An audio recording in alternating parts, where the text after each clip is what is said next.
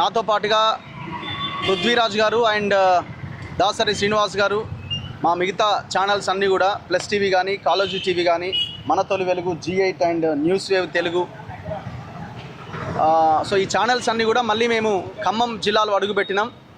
Velugumatla issue మనందరికీ తెలుసు. ఈ సమస్యని ఇంకా లైవ్లో పెట్టాలి అన్న ఉద్దేశంతో మేము ఇక్కడికి రావడం జరిగింది. నిన్ననే మేము ప్లాన్ చేసుకున్నాం, ఇక్కడికి వస్తున్నామని ఇక్కడ ఉన్న బాధితులకు చెప్పినాం. సో మేము అందరికీ న్యాయం చేసినామని ప్రభుత్వం చెప్తున్నది, న్యాయం చేస్తున్నాము అని చెప్తున్నది. 15-20 రోజుల్లోగా మేము మొత్తం ఆ ఇష్యూనంతా సార్ట్అవుట్ చేస్తామని చెప్తున్నారు.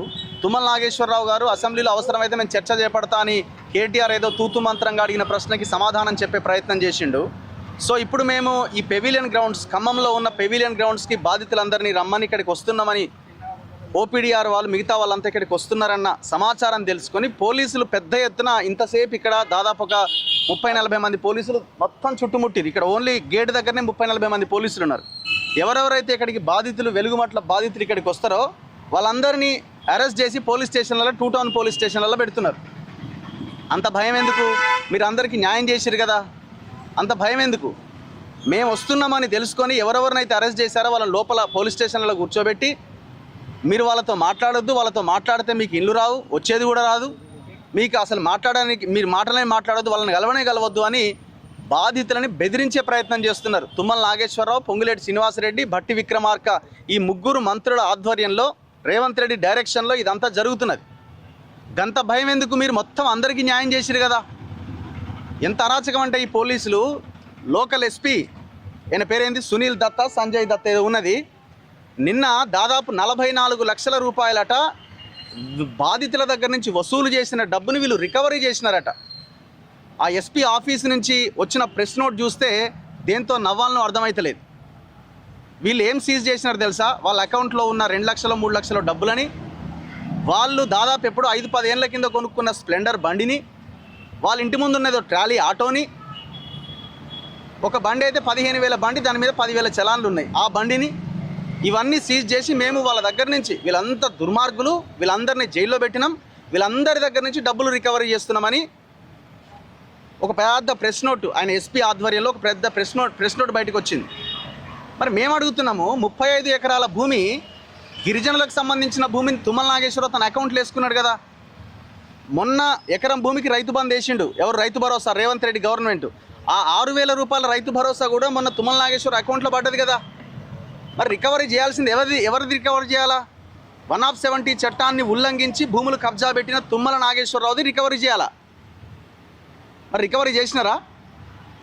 ఎప్పుడో 10-15 ఏళ్ళ కింద ఉన్న బండ్లని, ఇండ్లని, వాళ్ళ అకౌంట్లో ఉన్న డబ్బులని సీజ్ చేసి వాళ్ళ పిల్లలని పోలీస్ స్టేషన్లలో పెట్టి నానా బీభత్సం చేసి మేము ఏదో సాధించినామని చెప్తున్నారు.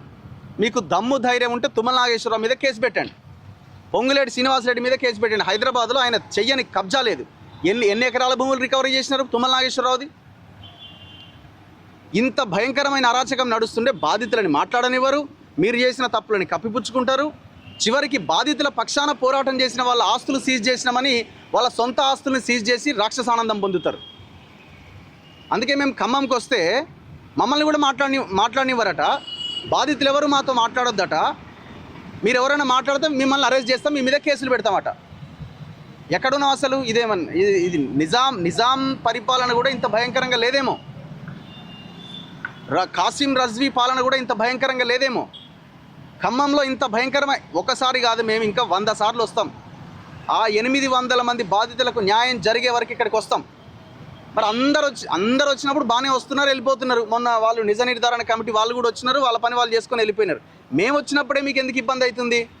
ఎందుకంటే మేము వచ్చిన వాళ్ళమంతా సత్యాన్ని అన్వేషించడానికి వచ్చినాం కాబట్టి, వాస్తవాలని ప్రజలకు చెప్పడానికి వచ్చినాం కాబట్టి మేము వచ్చినప్పుడే మీకు ఇబ్బంది అవుతుంది. అసలు 62 ఎకరాల 7 గుంటల భూదాన్ భూమి ఉందిరని ఆయన అంటే ఎవరికి వాడు లెక్కలేసుకొని 31 ఎకరాలే అని వీళ్ళే నిజ నిర్ధారణ చేస్తారు, వీళ్ళే మొత్తం రిపోర్ట్ సబ్మిట్ చేస్తారు. మొత్తం ఈ వ్యవహారం అంతా వీళ్ళే నడిపిస్తున్నారు, గవర్నమెంటే నడిపిస్తున్నది అందరినీ. ఓపెన్గా అక్కడ 1954, 55 కాస్రా పహానీలు ఉన్నాయి. చేసాల్ మొన్న భూదాన్ యజ్ఞ బోర్డు చైర్మన్ దాన్ని బయట పెట్టిండు. 62 ఎకరాలని ఆయన ఓపెన్గా చెప్తున్నాడు, నేనే పట్టాలు ఇచ్చినా అని చెప్తున్నాడు. కలెక్టర్ ఇంతవరకు నోరు తెరవలే. ఇక్కడ ఉన్న ఒక ఏసీపీ ఆయన ఆధ్వర్యంలో ఈ మొత్తం వ్యవహారం అంతా మొత్తం ఈ లా అండ్ ఆర్డర్ ఎట్లెట్లా ఎవరో మూసేయాలన్న వ్యవహారం ఎస్పీ ఆధ్వర్యంలో ఏసీపీ ఆధ్వర్యంలో జరుగుతున్నది. సో ఇప్పుడు బాధితులతో మేము మాట్లాడిస్తాం, నైట్ అయినా ఈయనే ఉంటాం, మేము రాత్రి అయినా ఈయనే ఉంటాం. బాధితులతో మాట్లాడిన తర్వాత ఇక్కడి నుంచి కదులుతాం. 800 మందికి పట్టాలు వచ్చేదాకా వదిలే ప్రసక్తే లేదు. ఏ నిజ నిర్ధారణ కమిటీలు అక్కర్లేదు. ఇక్కడ ఓపీడీఆర్ వాళ్ళు ఆల్రెడీ చాలా డీటెయిల్డ్గా పేరు, ఆధారు, ఫోన్ నెంబరు, వాళ్ళు ఇచ్చిన డబ్బులు ఎంత ఏంటి అన్నది చాలా క్లియర్గా వాళ్ళ దగ్గర ఒక రిపోర్ట్ ఉన్నది. ఆ రిపోర్ట్ ఆధారంగా వాళ్ళందరికీ పట్టాలు ఇవ్వాల్సిందే. ఇప్పుడు ఆ 311 మందికి ఇచ్చిన వాళ్ళలో కూడా అందులో కొంతమంది అనర్హులు ఉంటే వాళ్ళ మీద ఇంటర్నల్ ఎంక్వైరీకి ఆదేశించినట్టు పొంగులేటి శ్రీనివాసరెడ్డి. ఇక్కడ ఉన్న లోకల్ జర్నలిస్టులు కొంతమంది దాని మీద స్టోరీ రాసిరు, ఇందులో ఫేక్ కొంతమంది అనర్హులు ఉన్నారని. ఇంటర్నల్ ఎంక్వైరీకి ఆదేశించిందట. మరి అసలు ఎట్లా తప్పుడు పేర్లు ఇంత పెద్ద ఇష్యూ అయిన తర్వాత తప్పుడు పేర్లు ఎట్లా ఎంటర్ అయినాయి? ఇంకా ఈ అరాచకం జరుగుతూనే ఉన్నది. ఖచ్చితంగా బాధితులకు న్యాయం జరిగే వరకు ఈ వెలుగుమట్ల భూ పోరాటం కొనసాగుతుంది.